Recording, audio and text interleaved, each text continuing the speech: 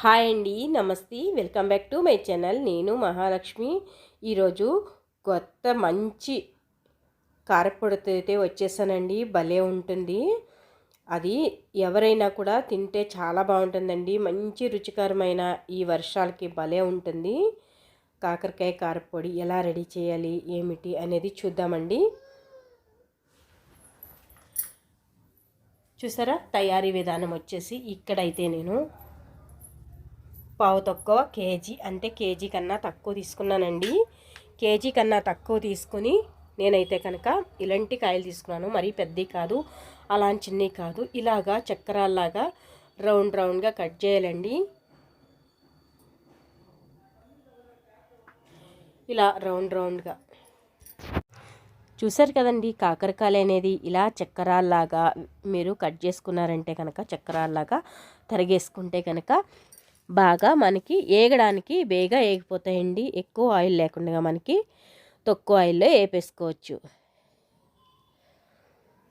చూసారా, అలాగా కట్ చేసుకుని చక్రాల్లాగా మనం ఫ్రై చేసేసుకోవచ్చండి. ఇలాగా నేను కేజీ కన్నా తక్కువ, హాఫ్ కేజీ కన్నా ఎక్కువ తీసుకున్నాను.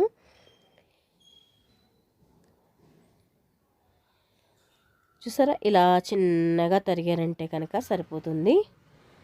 అంతేనండి, చక్రాల్లాగా. చూసారా, ఈ విధంగా అయితే చాలు. మనకి వేగడానికి సన్నగా ఉంటే సరిపోతుంది. ఇలా ఇంతకన్నా వీలైనంత సన్నగా కూడా తరుక్కొచ్చండి. నెక్స్ట్ వచ్చేసరికి ఇక్కడ ఒక హాఫ్ కప్పు వరకు వేడిశనగుళ్ళు అనేది వేసుకున్నాను. అంటే పల్లీలు అంటారు కదా. ఒక ఆపు కూరగిన్నెడు, అంటే ఒక 2 చెంచాలు ఫుల్గా 2 గంటలు ఉంటాయండి. ఈ పెద్ద గంటతో అయితే ఒకే గరిటె ఉంటుంది. చూసారు కదా, ఇలాగా ఏడుశనగగుళ్ళు అనేది కొంచెం బాగా వేగాలండి. సిమ్లో పెట్టుకుని వేయించుకున్నారంటే బాగా వేగుతాయి. కలర్ వచ్చేయకుండా ఫాస్ట్గా పెట్టారంటే కలర్ వస్తాయి, కానీ టేస్ట్ అనేది రాదు. ఇలాగా చిన్న కప్పుతో మనకి కప్పుల ప్రకారంగా అయితే ఇలాగా పావు తక్కువ కప్పు ధనియాలు, కొలతల వేజ్గా అయితే కనుక ఇది 1 కప్పు తీసుకుంటే అది అరకప్పు ధనియాలు, 1 కప్పు ఏడుశనగుళ్ళు తీసుకోండి. కప్పు వేజ్గా తీసుకున్నారంటే పావు కప్పు నువ్వులు. ఈ నువ్వులు ఇవన్నీ కూడా కాల్షియానికి చాలా బాగుంటుందండి. ఎవరైనా కాళ్ళు లాగుతున్నారన్నా బలంగా బాగుంటుంది. పిల్లలకి ఇష్టంగా తింటారు. కాకరకాయ తినలేని వాళ్ళు కూడా బాగా ఇష్టంగా తింటారండి. ఇలా అయితే ఖచ్చితంగా ట్రై చేయొచ్చు. ఇలా అయితే ఖచ్చితంగా ట్రై చేయండి. ఎందుకు అనుకుంటారా, ఇది హెల్దీయేనండి. దీంట్లో ఉన్నటువంటిది గుప్పుడు కరివేపాకు అయితే నేను వేసేస్తున్నాను. ఎందుకంటే కరివేపాకు తినడం వల్ల విడిగా అయితే తీసి పక్కన పెట్టేస్తూ ఉంటారు.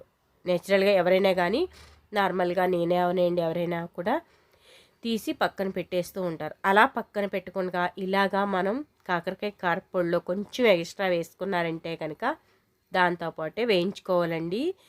వేగకపోతే కనుక మీరు ఎప్పుడు కూడా నువ్వులు లాస్ట్లో వేసుకోండి. ఇలాగా చింతపండు, అంటే ఒక నిమ్మకాయ కన్నా కొంచెం తక్కువ, చిన్న నిమ్మకాయ అంతే వేసుకోండి, సరిపోతుంది. సరేనా ఫ్రెండ్స్, ఇలాగా చేసిన వాటిని అయితే మనం భలే ఉంటాయండి. ఎప్పుడు కూడా ఇలా నేచురల్గా మనం తినే వాటిల్లో హెల్తీగా ఉండడానికి ట్రై చేయడానికి, ఇది హెల్తీగా కమ్మగా నోటికి రుచిగా వెళ్ళిపోతుందండి. భలే ఉంటుంది. ఇది మీరు అన్నంతో అయితే చాలా బాగుంటుందండి. కొంచెం నెయ్యి వేసుకుని తినేసారంటే కనుక భలే ఉంటుంది తెలుసా మీకు. కాబట్టి మీరు ఈ కారపొడి ట్రై చేయండి. కాకరకాయ కారపొడి భలే ఉంటుంది. మీరు ధనియాల పొడి చేసి ఉంటారు, కరివేపాకు పొడి చేసి ఉంటారు. ఇలాగా మీరు కాకరకాయ పొడి చేసి చూడండి. డయాబెటీస్ ఉన్న వాళ్ళకి కానీ ఎవరికైనా కూడా చాలా బాగుంటుందండి. మీరు ఒక్కసారి ట్రై చేశారంటే అస్సలు వదలరు, అంత బాగుంటుందండి. ఎగ్జాంపుల్ మా మనవరాలు కూడా ఇక్కడ ఒక అరకప్పు వరకు నూనె వేసుకుంటున్నాను నేను. ఎక్కువేం వేసుకోవట్లేదండి. చూసారు కదా, కొన్నిగా వేసుకొని అవే వేయించుకుని తీసుకుంటూ అలాగా.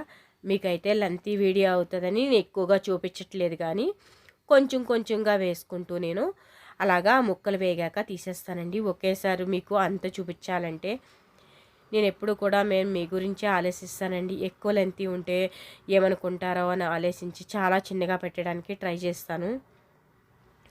సో నేను ఒక్క వాయి అయితే ఎలా వేయించుకోవాలనేది మీకు కరెక్ట్గా చూపించేస్తాను. బాగా దీంట్లో పచ్చిదనం అంతా పోయి మనకి డీప్ ఫ్రైలో ఎలా అయితే అవుతుందో దానికన్నా కొంచెం తక్కువ అయితే సరిపోతుందండి. ఎప్పుడు కూడా వేయించుకునేది కూడా ఒక ఆర్ట్ ఉంటుంది.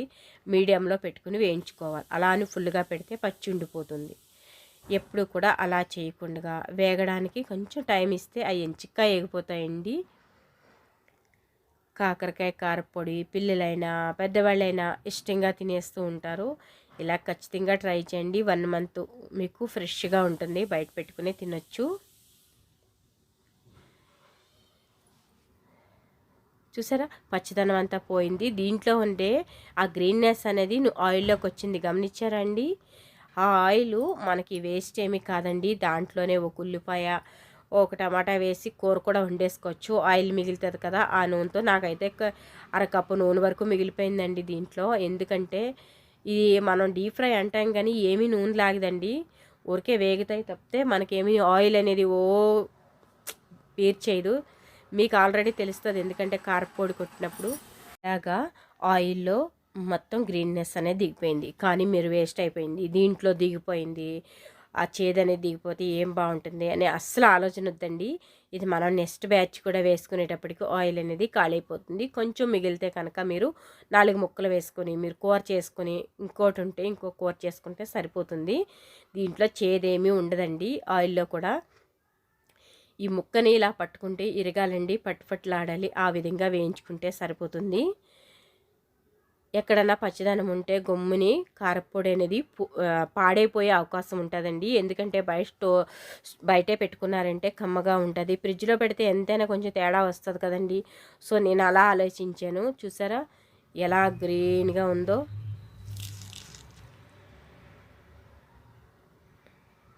ఇలా కరకరలాడుతున్నాయి కదా. అన్నీ వేయించేసుకున్నాక ఫస్ట్ అయితే కనుక మనం ఇలాగా నువ్వులు అవన్నీ వేయించుకున్నది పొడి కొట్టేసుకొని రావాలండి. 1-2 తిప్పులు తిప్పితే చాలు, మన మిక్సీలో అయితే పొడి అయిపోతుంది. చూసారా అలా పొడి అయిన దాంట్లో కారం అంటే ఇక్కడ 1 కప్పు వరకు కారం వేస్తున్నానండి. నేను ఈ పొడిని కొంచెం తీసుకుని సెపరేట్ పెట్టుకుంటాను. ఉప్పు కూడా వేసేస్తున్నా. చూసారా చిన్న కప్పుడు అయితే ఉప్పు పట్టేస్తుంది.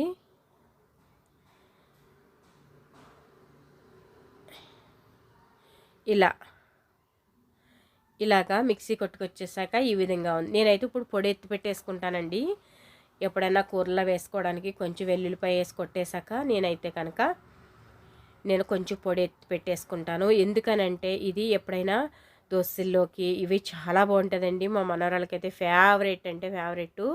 సో దానికోసం కొంచెం తీసి పెట్టేసుకుంటాను నేను.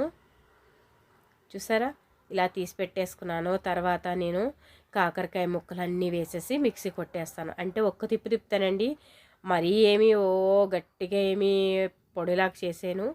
కొంచెం కచ్చాపిచ్చాగా ఇంకొంచెం క్రంచీ అవుతాయి చాలు. అంటే కొద్దిగా చూసారా మనకి ఈ కారపొడి తిన్నారంటే అస్సలు వదలరండి. అంత వెరీ నైస్ టేస్ట్, అంటే ఎంత బాగుంటుందో తెలుసా, భలే ఉంటాయండి. మనకి కారం అయితే ఇలా తీసేసాము, మిక్సీ గిన్నెలో తీసేసాం కదా. ఇప్పుడు ఒక దాంట్లో కలుపుకోండి. ఎందుకంటే ఒకే గిన్నెలో ఇంత చేయడం కష్టం కాబట్టి ఇది కొట్టి సైడ్కి పెట్టాను. కొంచెం అయితే ఉంచేస్తానండి నేను.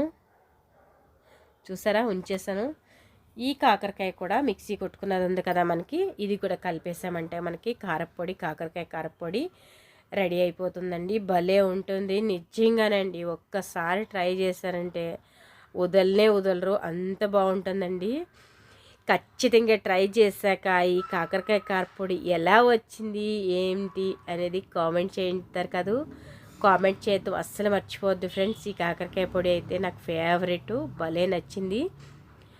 మా ఆయన అయితే తింటారండి, కానీ అందరూ తినలేని వాళ్ళకైతే భలే ఫేవరెట్ అయిపోతుంది. ఎందుకంటే దీంట్లో అంత నూనె వేసుకొని వేడివేడనిలా తిన్నామంటే భలే ఉంటుందండి.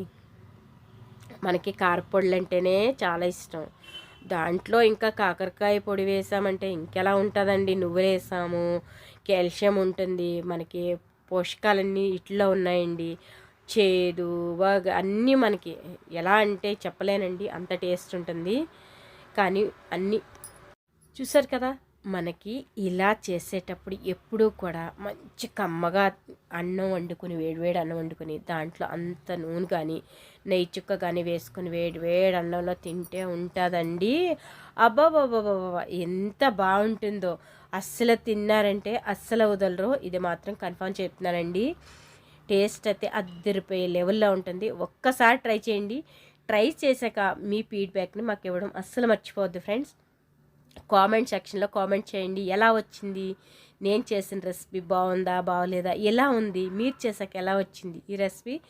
బాగుంది అనుకుంటే ఖచ్చితంగా మీ ఫ్రెండ్స్కి రిలేటివ్స్కి షేర్ చేయడం అస్సలు మర్చిపోవద్దు ఫ్రెండ్స్.